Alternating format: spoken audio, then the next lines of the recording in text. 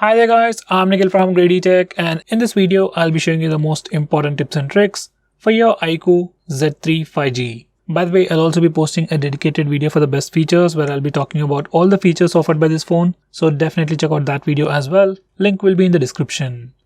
Now with that said, first I'll start off with the navigation gestures. Once you enable this feature, you can just swipe from the bottom of the screen to go home. You can swipe and hold for recent apps, and finally you can swipe from the left side or right side of the screen to go back a step. You can also swipe diagonally from the bottom left corner or bottom right corner to trigger Google Assistant. By the way, while using these gestures, we can also do a swipe down using 3 fingers to start split screen mode, which is a pretty cool feature only for this phone. Next, we also have some camera gestures. We have touch, voice and palm. If you enable the touch gesture, you can just touch the preview screen to take a picture. And if you enable the voice gesture, you can say cheese to take a picture. Cheese. Cheese. And finally, if you enable the palm gesture, you can just show your palm to take a picture. Next, this phone also comes with a new AUTOFOCUS technology, and you can enable it from the camera settings. By default, it is not enabled, and I would definitely recommend you to enable it to get the best results. Next, we can also change the screen refresh rate of this phone. This phone comes with a 120Hz refresh rate display, and by default, it is set to Smart Switch. To get a consistent experience, I would suggest you to put it at maximum refresh rate.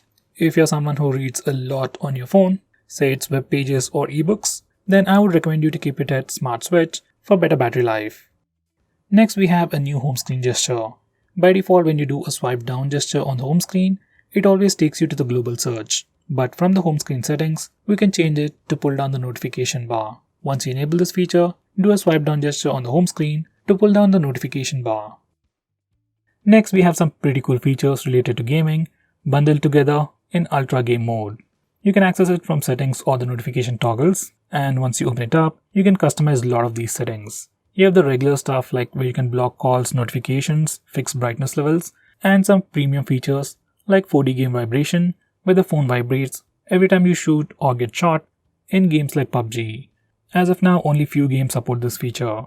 Besides that, every time you open a game, Game Assistant pops up with all the features, and you can also access it once the game starts by swiping from the side. Next, if you are using Face Unlock feature on this phone, I would suggest you to turn on this fill light feature. So Face Unlock works better even in low lighting conditions. It automatically increases the screen brightness to see your face better in low lighting conditions.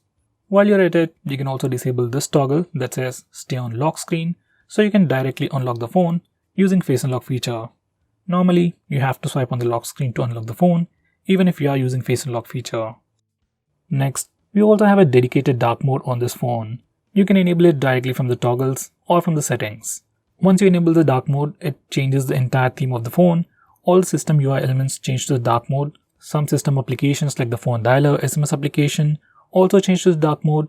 Even Google applications like Play Store and YouTube change to the dark mode automatically. On this phone, we can also schedule dark mode so that it enables at a specific time and disables automatically at a specific time. Personally, I would keep it on all the time. It helps you save some battery, and your phone also looks much more cooler. Next, we have split screen mode. Split screen mode has been on Android for a very long time, but on this phone there is a pretty neat shortcut. To open any application in split screen mode, just swipe down using 3 fingers and it opens the current application in a split screen mode, and you can select the secondary application from the list below. On previous Vivo phones, only the apps displayed in the list are supported, but now almost all the applications support split screen mode. Next, I'm going to show you how to change the default applications. From the system app settings, you can change your default launcher, default browser, default music player, video player, and so on. This is something really useful if you use third-party applications, and I will definitely recommend you to change your browser to something like Google Chrome.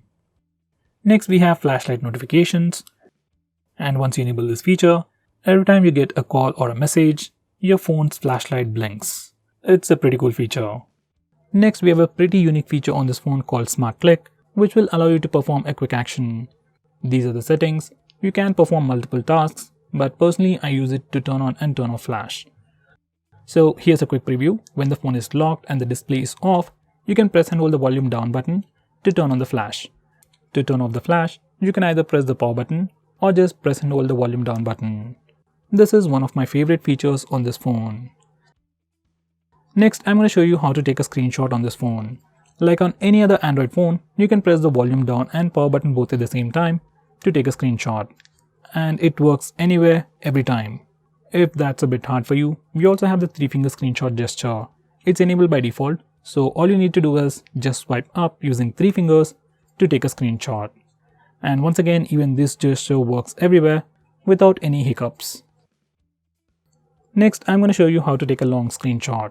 For that, first we need to take a normal screenshot. You can either use the buttons or the gesture, and then click long screenshot. Now we need to click the next button. Once you're done, click save, and you'll get a long screenshot. Next, we can also display the battery percentage on the status bar. For that, go to settings and enable the toggle for the battery percentage. Once you do that, you can see the battery percentage on the status bar. Next, if you want to display the network speed or your internet usage on the status bar, just enable this toggle. Once you do that, you can see a small indication of the network usage on the status bar. Next, I'm going to show you how to disable the lock screen poster feature. Now here's a quick preview of the lock screen. Every time you go to the lock screen, you see a different wallpaper. Some people like it, some people don't. If you want a fixed wallpaper or if you just want to disable this feature, just go to the lock screen settings and disable this toggle. Once we do that, we get a fixed lock screen wallpaper. Here's a quick preview. So guys, these are the most important tips and tricks for your Vivo phone. If I missed out on anything important, do let me know by commenting below this video, and definitely check out my video on the best features. Link will be in the description. If you're planning to buy this phone, use the link in the description. It always helps the channel, and if you want us to make any specific video, tweet out to us with the hashtag ASKGREEDYTECH on Twitter and we will try to make it as soon as possible. I'm Nikhil from GreedyTech signing off. Have a nice day.